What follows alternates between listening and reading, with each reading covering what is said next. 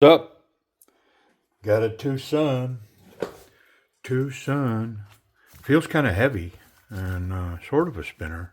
Bulky. What do we have here? Okay. This is kind of a newer drop model. Wow. Love the titanium. Milling. It's got this fine milling on both edges that you can feel. Titanium backspacer. It's got a cutout and a pin for a lanyard. Oh, wow, I like that. That titanium, fully milled titanium pocket clip. The milling on the titanium scale crosses over to this side. And then it's got this light gold anodized collar on both sides. Man, let's get that blade out. A little stiff. But the action's nice. That probably just needs to be run a few times. Look at this jimping up here. Ooh. Ooh, man. Wow. Look at this thing.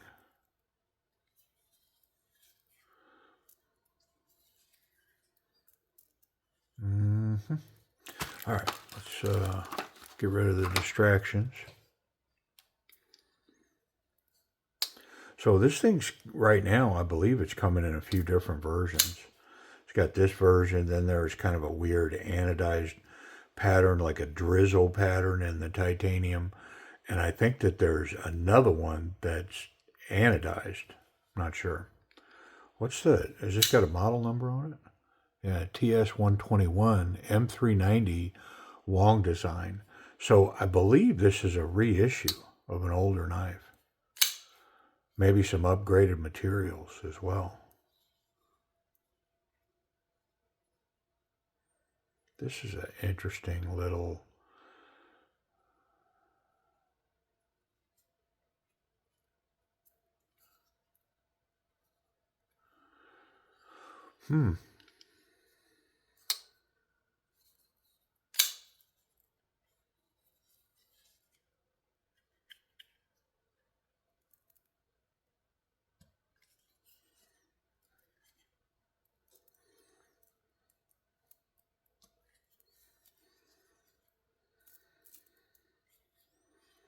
Yeah, nice little poker.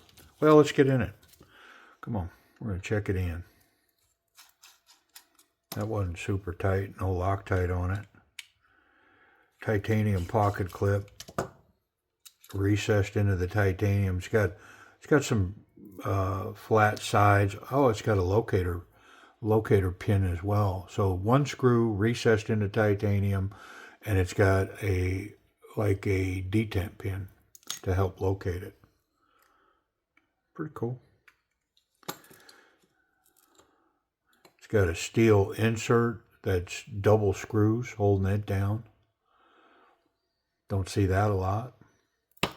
And it's got a fair piece of oil in here, so we're going to wipe it out.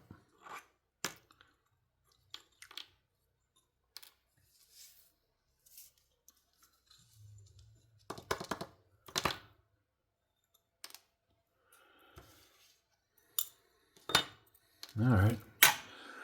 Little towel time. Little Tim's towel time. Not tool time, towel time.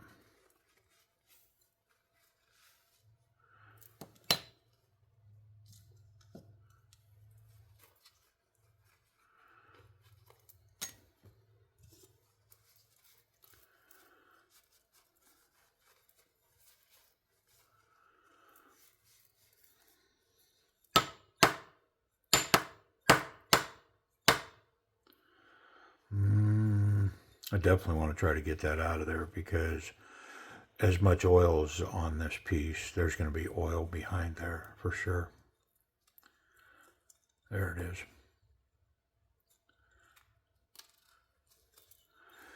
And yeah, it's got a complete oil bath behind that collar.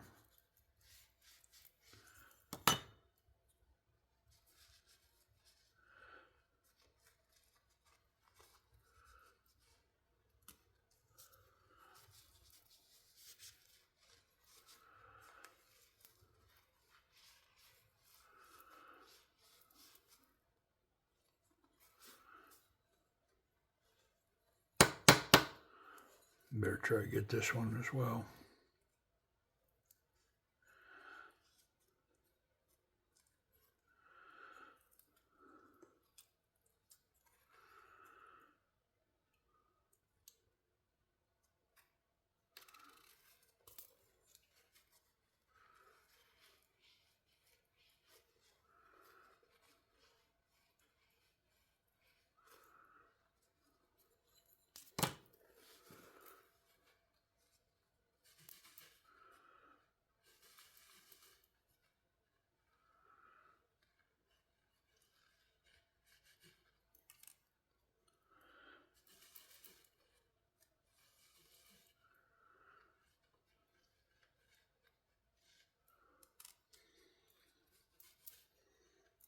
Lots of dead air space here.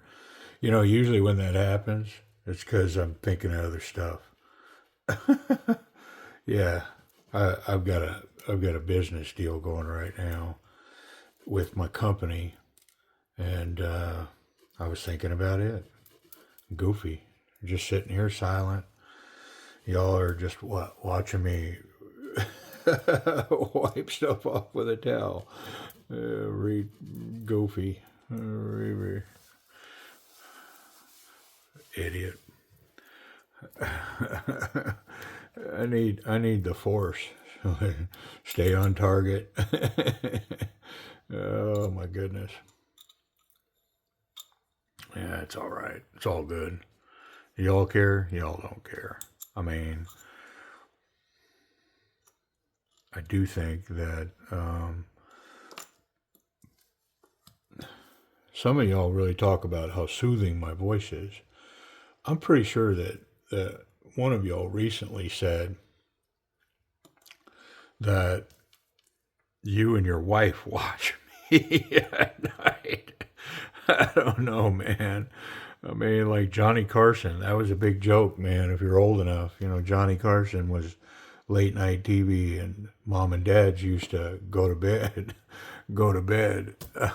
to Johnny Carson, the talk show. Yeah, so I don't know that I want to be that guy, but in the end, I don't care. It got some kind of Barry White thing going on with my voice. What's up? Go. The truth is, they probably meant that, yeah, you put us to sleep, bro. You start talking about knives, and then next thing you know, we're both snoring. I've been accused of that before.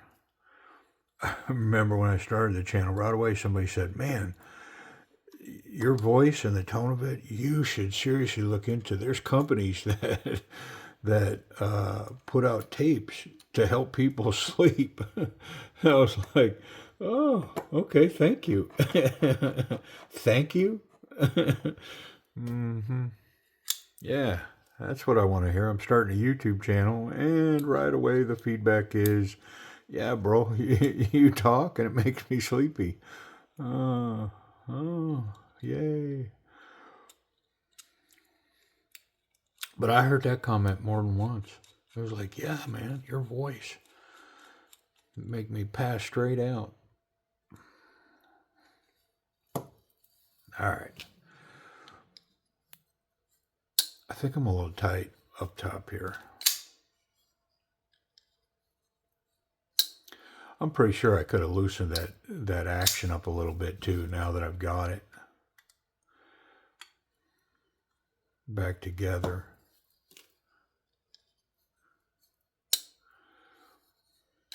Let me check something. Yeah, this is super tight, and I can feel it when I'm running it. What do we have for time? You know what? I'm gonna pull it, and I'm gonna see where we're at. Just on the inside. Let's see how much room we got here. Go ahead and adjust the lock tension on this. The knife will flow a little better by doing it, but I also think it's going to be easier to function. Yeah, it's got some room there, so I'm gonna take advantage of it. I'm gonna have to pull this, the over travel stop is built into the steel insert. So I got to pull these 2 screws.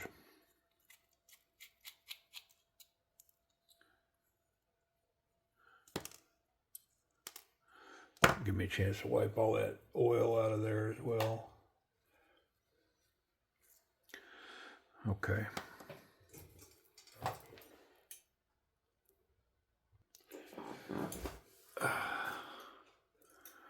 All right, so when it's locked up, see where it's at now? When it's locked up, it's over there. It's way over there, and that is a lot of tension on that lock bar to get it over to that space.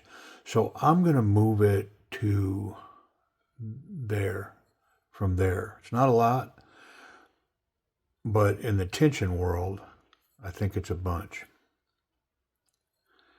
Right there. See how we're lined up on the edge now? That line is right on the edge of that, and it's got that to lock up. Yep, that's what I'm going to do. We'll check it. I mean,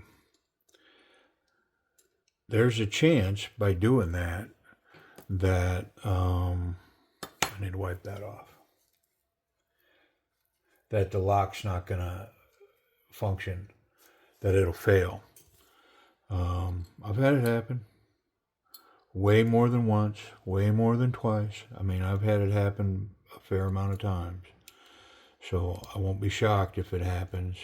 But the fix, I won't have to take the knife, I won't have to take this insert out again. But I will have to pull the scale and just move it to the inside a little more. Put a little more tension back on it. Yeah. So if it fails, I'll have to take it off the knife and move it to this side a little bit. Yep. But I think we're going to be okay. We'll see.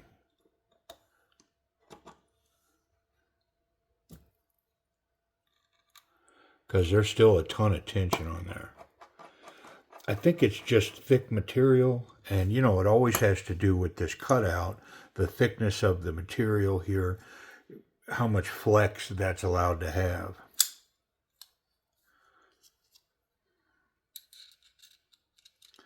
And I definitely have to put this back screw in because it creates balance from the front to the back of the knife. And if you just put the pivot in, you're not getting a true representation of the action of the knife, because all of the tension would be down here on the pivot, when in fact I want to put a lot of tension back here and then just the right amount of tension up here. Like, let's say that's the right, yeah, no wiggle, it's completely locked up. Yeah, I can feel the difference for sure. And now if you look at the lockup, see, it's almost an 1/8 of an inch further this way. So it's got a fair amount of tension still holding it behind the blade. It's definitely smoother. Let's check that and see if it fails. Yeah, there's no failure there. Yeah, so I tuned it just a little bit, and it improved the action of the knife for sure. Which, as soon as I run a towel on this beautiful M390, I'm going to talk about that action. A little coaxing to get it down. Can't fail it now. Very smooth. Easy to disengage the lock. This is lowered on this side just slightly. So you can see across there to the lock bar. So reaching in there is pretty intuitive. And my finger naturally goes to this combat jimping here to unlock. And the tension is very manageable now, whereas it felt tight before. So, you know, a little tuning can go a long way, man. I like it. I'm gonna say it's an A to an A minus. It's definitely A level action, very smooth, wonderful. What I would, you know, definitely expect from a Twosun knife, especially a higher end Twosun knife like this, M390 full titanium collars, titanium backspacer, titanium milled pocket clip. I mean, it's a legit knife. I like it. Yep. Let's talk about ergonomics. So these contours, yeah, just wonderful for hand placement, finger placement, really locked in, confident, not so confident, very confident grip. And as a pokey knife held in this manner, this knife's going to go past confident towards very confident. Even with wet hands, I could maintain this grip right here. I'm locked in up here with the thumb behind it. I mean, it's got dagger bolsters built into this knife for sure. So I'm definitely locked in with this grip. The bonus, I can cap this with the thumb in a reverse grip if this is my thing. And then a double bonus, this thing gets another checkbox that I can do a reverse Pakal grip on this. And this is where I would want to be with this knife. I mean, coming down hard like this, defending, yeah, I like it. Very nice ergonomics. Let's check the pocket clip. Go to that thick stuff first, and yeah, it's going to run all the way home. Really nice look in the pocket, about 1/4 of an inch sticking out. Excellent tension on the thick stuff. Let's try it. Standard jean size material. It's got good tension on jean material. It's clicking in and out. You can hear it.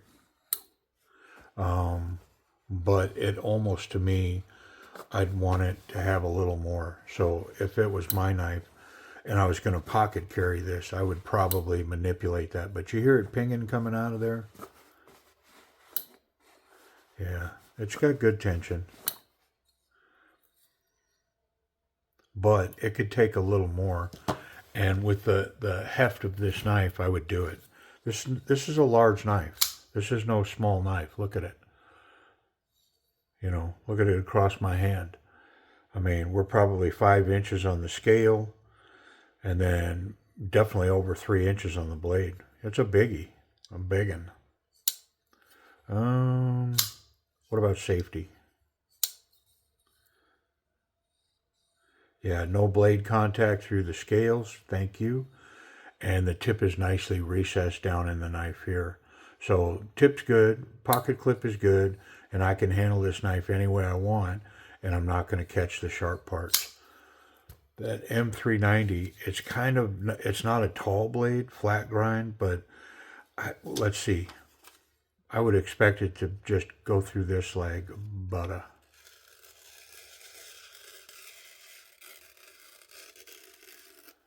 Base to tip, razor sharp, very nice. Good job. I love Twosun's Edge. They do a good job. And that M390 that they bring, I mean, it's tool steel. Look at it. How beautiful is that finish? Gorgeous. Long design. TS121. I dig it. What a cool piece. Appreciate y'all watching.